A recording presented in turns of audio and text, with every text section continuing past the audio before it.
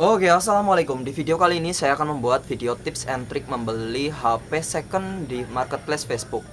Karena kalau kita membeli HP di marketplace Facebook memiliki beberapa keuntungan, diantaranya yaitu seperti kita mendapatkan unit dengan spesifikasi yang tinggi namun didapatkan dengan harga yang murah. Kenapa bisa murah di marketplace Facebook? Karena di marketplace Facebook kita bisa nego dengan indahnya ya guys ya.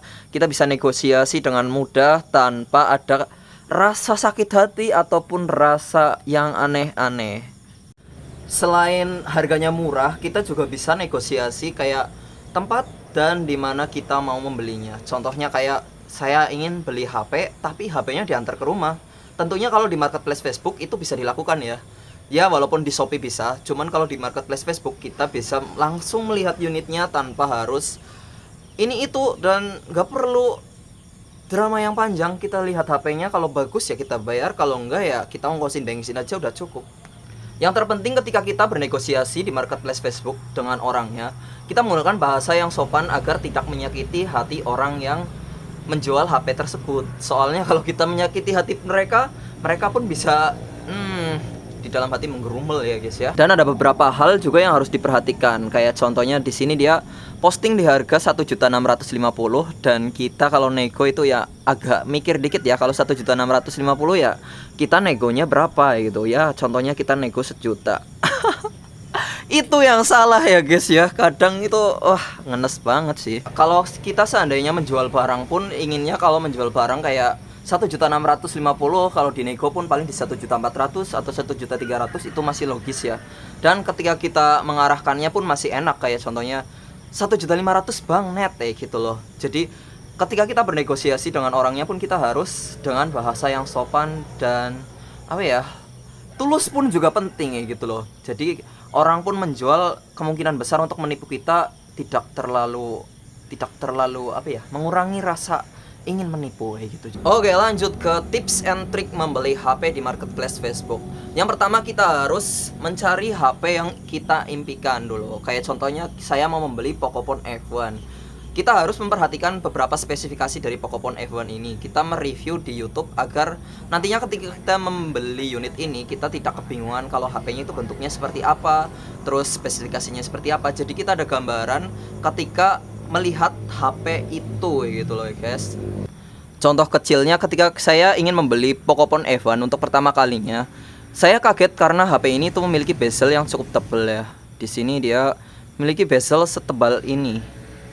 Dan itu membuat saya sedikit kaget ya guys ya. Mungkin karena saya kurang review di YouTube ataupun kurang melihat unitnya secara detail. Akhirnya pun ketika pas COD, saya kira itu mungkin ini asli apa palsu ya gitu loh. Nah ini untuk mengurangi kecurigaan, makanya kita harus melihat reviewnya di YouTube, kayak melihat detail-detail HP yang mau kita beli.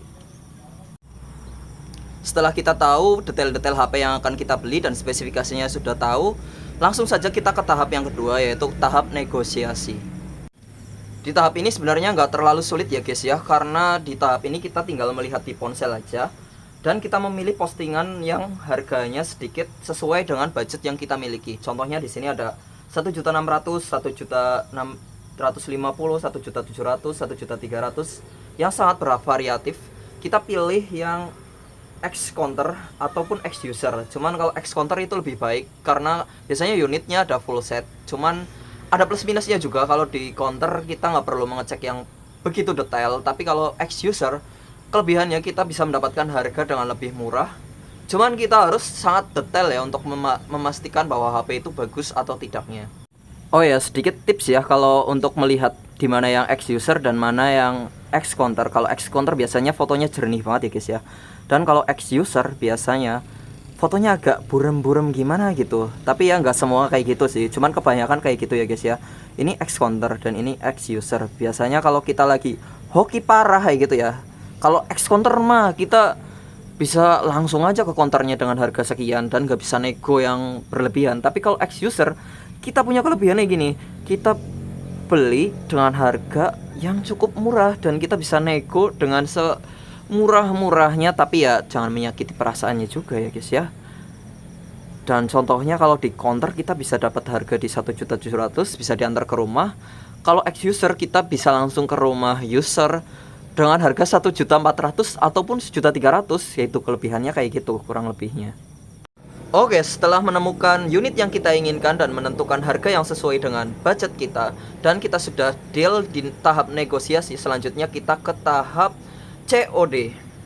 Oke, di tahap COD ini ada beberapa hal yang harus diperhatikan ya. Kayak contohnya, ketika kita membeli unit yang sekiranya itu ex user, alangkah lebih baiknya kita langsung ke lokasinya. Soalnya takutnya nanti kalau HP-nya ada minus atau aneh-aneh, kita nggak bisa tahu rumahnya di mana, lokasinya di mana. Karena biasanya kalau ex user tidak ada garansi ya guys ya.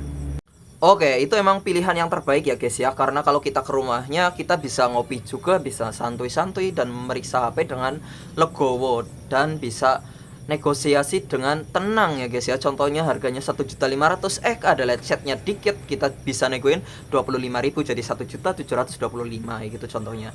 Cuman terkadang ya, yang sering terjadi itu rumah kita dari Jawa Timur, rumah dia ada di Jawa Barat, akhirnya kita harus bertemu di tengah-tengah, di Jawa Tengah, ibarat kata kayak gitu ya guys ya. Dan kita harus memperhatikan tempat lokasi COD-nya ya.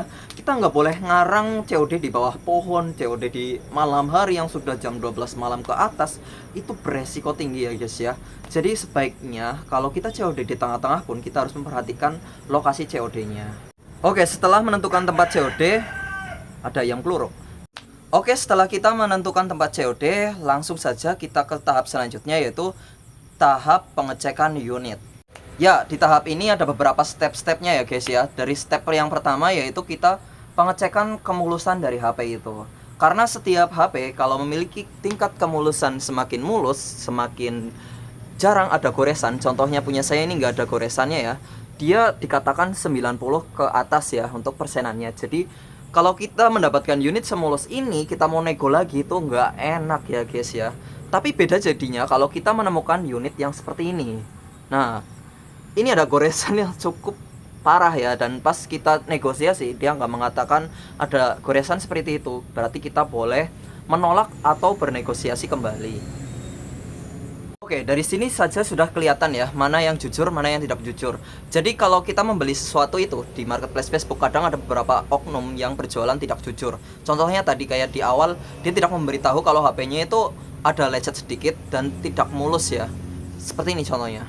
Nah, kalau kita kebetulan dapat unit yang semulus ini, berarti kalau dari awal dia udah bilang emang mulus, ya berarti kita nggak perlu negosiasi kembali ya. Tapi kalau emang dari awal dia bilang unitnya itu gak ada lecet, terus akhirnya ada lecet, nah ini dia udah nggak jujur. Ini kebanyakan lebih baik kita cancel aja. Kalau dia mau nurunin harga lagi ya kita lanjut. Step berikutnya kita cek HP-nya dengan benar-benar ya guys ya. Mulai dari layarnya. Setelah layar kita boleh cek ke speaker. Terus setelah cek speaker kita cek kamera ya. Dan ini nggak boleh dilewatin ya. Terus kita cek juga audio perekamannya. Dan jika semua itu berjalan normal dan tidak ada yang aneh-aneh, boleh kita lanjut ke step berikutnya. Oke, setelah lulus dari step fisik alias tadi yang speaker, layar, dan kamera, selanjutnya kita cek email dari HP itu ya.